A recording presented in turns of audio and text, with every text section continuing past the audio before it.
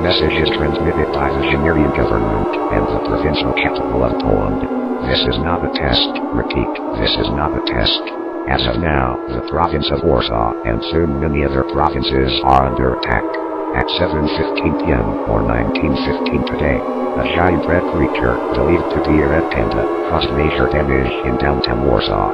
It is believed that the nuke that Minecraft to send out turned out to backfire, and due to this, the creature had grown 3 times its size.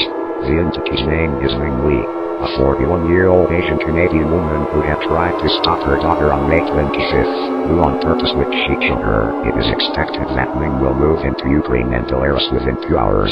All residents living in Poland, Belarus, and Ukraine are advised to seek a blast shelter immediately. Przesłanie to jest przekazywane przez rząd Generii stolicy prowincji Polski. To nie jest test, powtórz, to nie jest test. Obecnie atakowana jest prowincja warszawska, a niedługo wiele innych. O 19:15 lub 19:15 dzisiaj. Giant Red Creature, uważany za czerwoną panda, spowodował poważne zniszczenia w centrum Warszawy.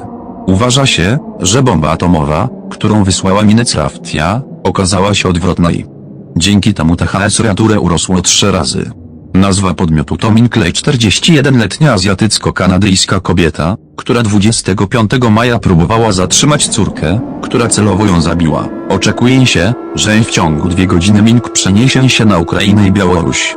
Wszystkim mieszkańcom Polski, Białorusi i Ukrainy zaleca się natychmiastowe szukanie schronu przeciwwybuchowych.